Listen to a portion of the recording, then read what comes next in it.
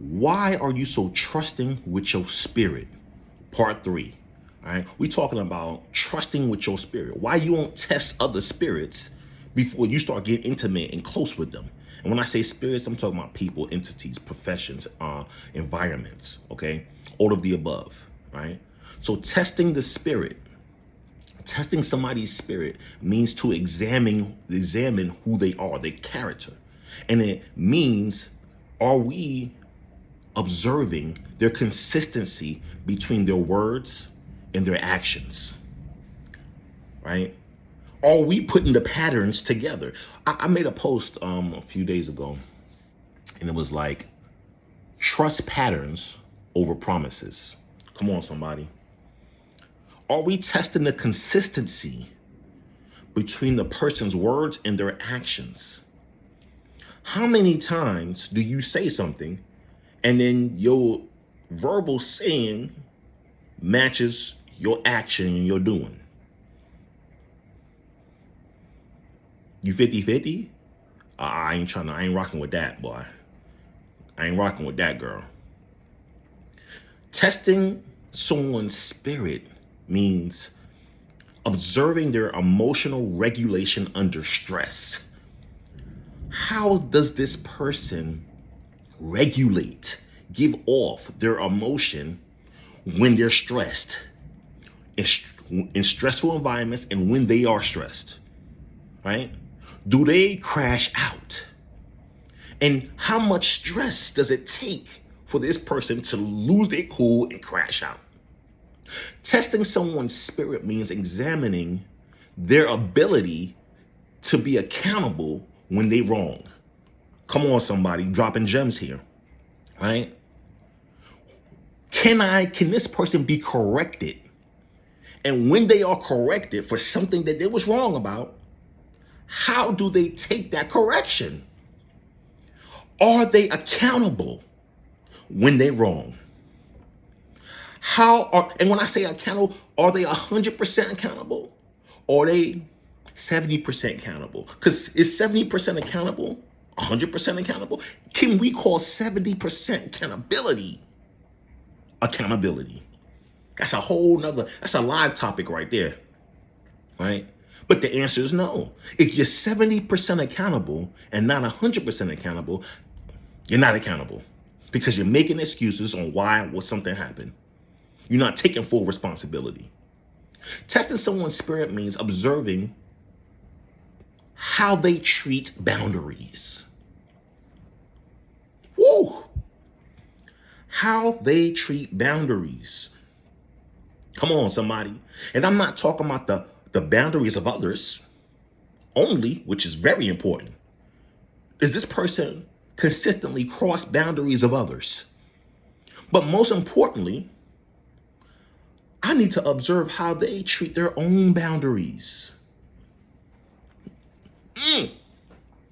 How are they treating their own boundaries that they set? Are they holding are they holding themselves accountable to holding others accountable to respect and meet their boundaries? Twofold. Are you respectful to other people's boundaries? And then on top of that, to kind of twofold it, do you respect your own boundaries? Come on, somebody. I'm preaching today, y'all. And I'm dropping them gems. Testing the spirit means observing someone's integrity when no advantage is present. Does this person have integrity when no one's looking, when no applause, when, you know what? They have no advantage to have integrity. When no one is looking and they do the right thing. They have a righteous spirit. And I'm not talking about perfection because a lot of times people kind of do that hand in hand. We got to remember people are human, but I don't want to use people are human to give them an excuse to not have integrity. You dig what I'm saying? Right? Okay. Testing someone's spirit means observing their respect for your convictions, for others' convictions, for who you are and not trying to change you or somebody else. I can respect this person even though, you know what, you know, we don't think the same, right? We don't think the same. We have different political views. We have different religious views. We have different. How do I respect the next person as an individual and their convictions and how they feel and how they move in life, right? And respect don't mean I gotta agree with you. So you out there doing the wrong thing, right? Okay, I can respect you by leaving you alone, right? I ain't gonna try to come out there and try to change who you are, right? But at the same time, we know in this country, America, politics is a heavy topic. So if this person told you that they on the side of this politician or this party, right? Do you go off the handle with them? You dig what I'm saying? I'm just saying. Or do they go off the handle with others because others don't agree where they stand at? We're talking about testing the spirit of others before you don't just give your spirit away, right? You don't just open yourself up to any and everybody, right? Because frequency and energy are translated to emotional stability. They're translated into motivational clarity. What is this person motivated by? I can see better now. Integrity patterns. What are their integrity patterns? And their behavioral fruit. And I'm talking about this, the fruit from the root, right? Not the fruit from the tree, fruit from the root, right? I know it's the same thing, all right? So you don't test, you need to be testing the spirit through time, through exposure, and through pressure.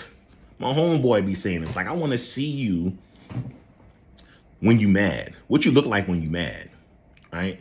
How do you handle yourself when you just mad and upset? Excuse me, right?